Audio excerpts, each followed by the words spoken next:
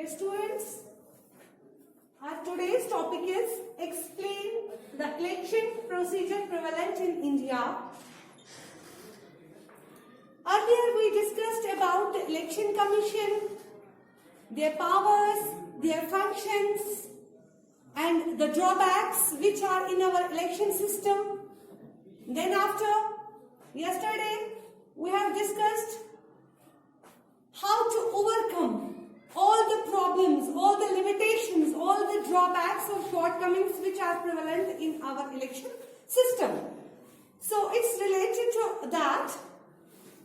Now, यहाँ तक हो गया कि इलेक्शन सिस्टम में क्या क्या खामियां हैं, उनको ओवरकम कैसे किया जा सकता है, हमारे यहाँ इलेक्शन कमीशन होता क्या, उसके पावर्स क्या है, ये सारी चीजें हो गई। आज हम आपको बताने जा रहे हैं इलेक्शन प्रोसीजर। ध्यान दीजिएगा बच्चों, election procedure prevalent in India. Hindustan में चुनाव जो भी है, चाहे वो जनरल इलेक्शंस हो, चाहे वो स्टेट असेंबली के चुनाव हो, किस तरह से, या कि हम लोकल बॉडीज की बात करेंगे, जो भी इलेक्शन हो वो किस तरह से यहाँ पे होता है, उसके स्टेप्स क्या क्या है। सबसे पहले मैंने आपसे ये भी कहा है, election commission is the body who is responsible for conducting free and fair elections, free and impartial elections. So this task is also done by election commission. First of all, there is delimitation of constituencies. सबसे पहले election commission जो है वो क्या करते हैं, delimitation of constituencies, constituencies को बढ़ाते हैं। यानी पिछली बार भी मैंने आपसे कहा था कि जब हम पहले जनरल इलेक्शंस की बात करेंगे, 1952 में जब पहले चुनाव हुए थे, उस वक्त 400 कुछ ही सीट्स हमारे यहाँ लोकसभा में थी।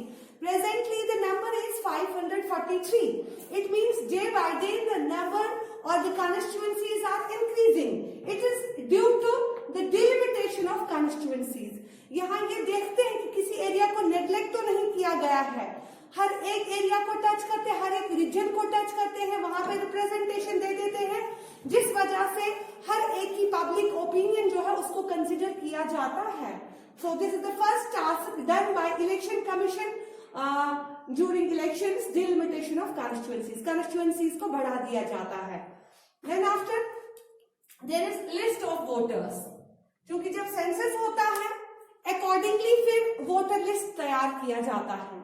हर एक जगह आपने देखा होगा, आपके घरों में भी आते होंगे और वहां पे भी सेंसस के दौरान वहां लिखते हैं कि डेथ्स बर्थ्स के बारे में रिकॉर्ड हमें उनको देना पड़ता है।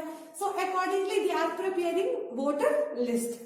एक वोटर लिस्ट तैयार किया जाता है, इससे हमें पता चलता है कि देश में जो है एलिजिबल वोटर्स कितने हैं। एक हो गई पॉपुलेशन।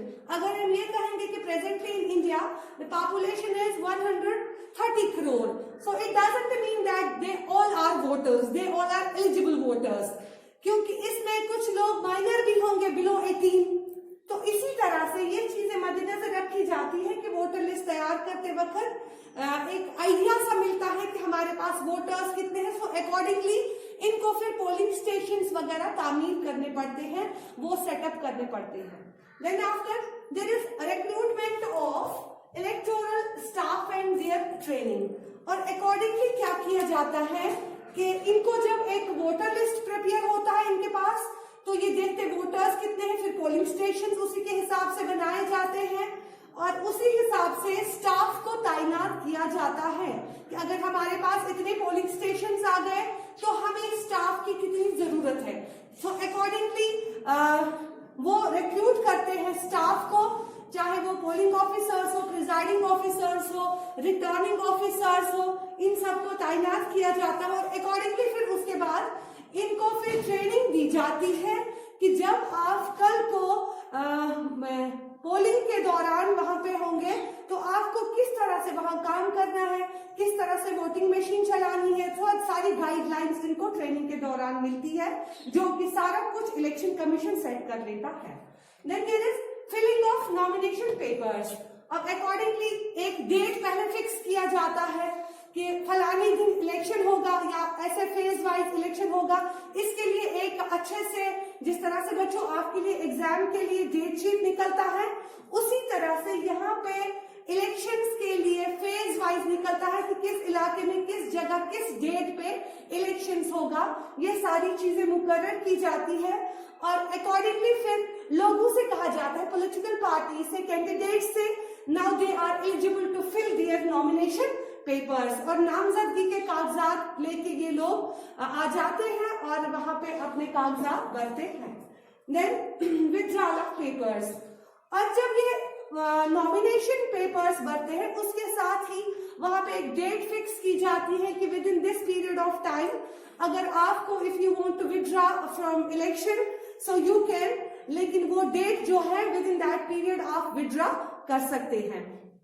कुछ कुछ तो ऐसे भी होते हैं कि नॉमिनेशन पेपर भरने के बाद घर पहुंच के फिर बोलते हैं, घर वाले सपोर्ट नहीं करते हैं, कहते नहीं आपको इलेक्शन में खड़ा नहीं होना था, आप वापस ले लीजिए अपने कागजात। तो उस तरह से एक डेट उनको दी जाती है, within that period of time they can withdraw their nomination papers. Then there is scrutiny and objections. अब चूंकि जिन लोगों ने नामजदगी के कागजात भरे हैं इलेक्शन में खड़े होने के लिए, जो लोग वहां पे उतरे हैं, उनके पेपर्स को स्क्रूटनाइज किया जाता है।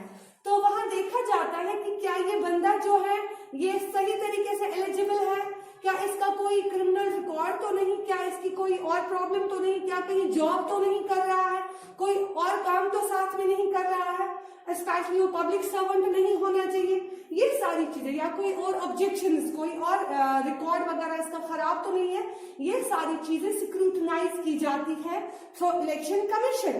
तो इसी तरह से अब अगर इन्हें लगता है कि कोई कैंडिडेट जो है वो एलिजिबल नहीं है, उसका नाम काट के वहां पे उनको कहा जाता है कि यू आर नॉट एलिजिबल, क्योंकि आपको ये एलिगेशंस वगैरह है, आप में ये खामियां है, आप में ये ड्रॉबैक्स है, उस वजह से हमने आपकी नामजदगी जो है वो रिजेक्ट कर ली है।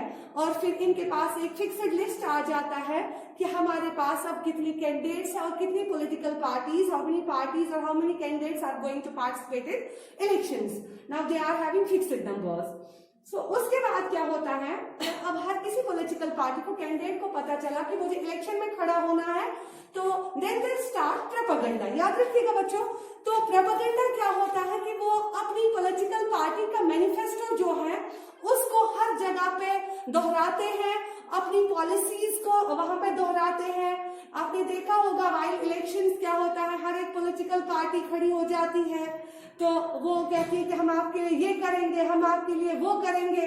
तो इस तरह से इनका जो मैनिफेस्टो होता है, जैसे हम भारतीय जनता पार्टी की बात करेंगे, लास्ट टाइम जब इलेक्शंस हुए थे 2019 में, या उससे पहले जब चुनाव हुए थे 2015 में, जो कि बीजेपी का मैनिफेस्टो ही था इरेडिकेशन ऑफ आर्टिकल 370।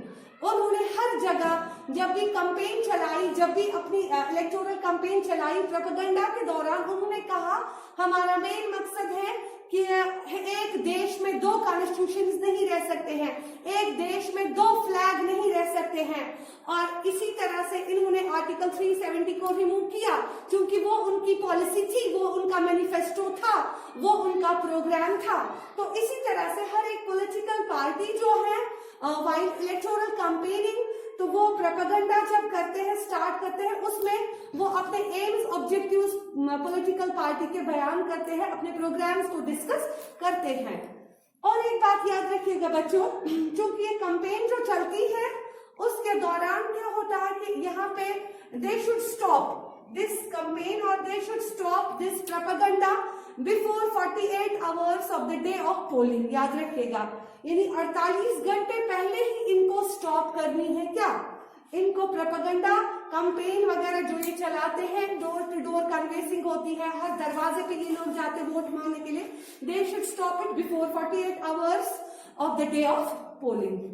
देन उसके बाद क्या होता है, वो दिन आ ही जाता है जिसका सबको इंतजार होता है, जिसको हम कहते हैं पोलिंग डे या वोटिंग डे, जिस दिन पोलिंग होती है, जिस दिन लोग वोट डालने जाते हैं।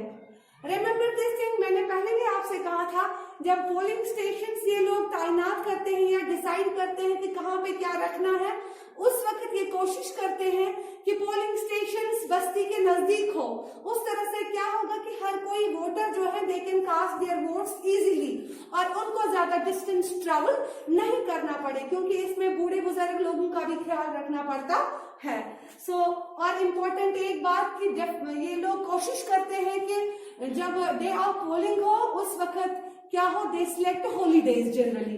उसमें क्या होता है कि सारे बच्चे होंगे, जितने भी अबो 18 जो भी होंगे, कॉलेज जाने वाले बच्चे तो या कि मुलाजमीन जितने भी होंगे, उनका कोई एक्सक्यूज नहीं होगा, क्योंकि एक हॉलीडे फिक्स किया जाता है, जिस वजह से ये चाहते हैं कि हर कोई वोट कास्ट करे, कोई वोट जाया ना हो। अब जब वोटिंग हो गई, आपको आजकल पता ही है कि इलेक्ट्रॉनिक वोटिंग मशीन्स, जैसे मैंने कल भी कहा था, ईवीएम्स 1990 में इंट्रोड्यूस की गई। उसके बाद फिर 14 ऑनवर्ड्स तो हर जगह जहां पे भी जो इलेक्शंस होते हैं थ्रू ईवीएम्स के होते हैं। पोलिंग के बाद काउंटिंग ऑफ, हाँ और एक इंपॉर्टेंट बात, हर पोलिंग स्टेशन में एक प्रिजाइडिंग ऑफिसर होता है, 2 पोलिंग ऑफिसर्स होते हैं और उनके साथ साथ उनके कुछ हेल्पर्स भी होते हैं। Then the final point is counting of votes and declaration of results। और जब पोलिंग हो गई उसके बाद ही पहले ही इलेक्शन कमीशन ने डिसाइड किया होता है कि डेट्स पहले दिए होते हैं कि इलेक्शन किस दिन कब क्या होंगे, पहले फेज में कहाँ होंगे चुनाव, दूसरे फेज में कहाँ होंगे, उसके बाद पोलिंग कब होगी, उसके बाद काउंटिंग कब होगी, ये सारे डेट्स पहले ही इलेक्शन कमीशन ने सेट किए होते हैं। तो फिर एक दिन आ ही जाता है पोलिंग का, उसके बाद एक दिन काउंटिंग का सिलेक्ट किया हुआ होता है, जिस वक्त वोट्स को काउंट किया जाता है। और इम्पोर्टेंट बात यह है बच्चों, याद रखिएगा कि जिन पॉलिटिकल पार्टीज ने पार्टिसिपेट किया होता है इलेक्शंस में, या जिन इंडिपेंडेंट कैंडिडेट्स ने पार्टिसिपेट किया होता है इलेक्शंस में, उनके सामने ही यानी उनकी हाजिरी में ही वहां पे वोट्स को काउंट किया जाता है। अब जब वोट्स काउंट हो गए, obviously declaration of results approve हो गया, किसने कितने वोट्स हासिल कर लिए, एंड द पार्टी और the independent candidate who gets majority of votes, तो दे विल बी सिलेक्टेड। तो उनको क्या किया जाता है, उनकी जीत होती है। सो इस तरह से फिर चुनाव जब हो गए, इलेक्शंस हो गए, उसके बाद काउंटिंग हो गई, उसके बाद रिजल्ट्स आ गए, फिर हमारे सामने एक क्या होता है कि वो पॉलिटिकल पार्टी आती है जो रूल करती है देश को। तो इस तरह से हिंदुस्तान में चुनाव होते हैं और ये सारे काम जो है ये अंजाम देता है इलेक्शन कमीशन। ओके, आज के लिए इतना ही। अल्लाह हाफिज।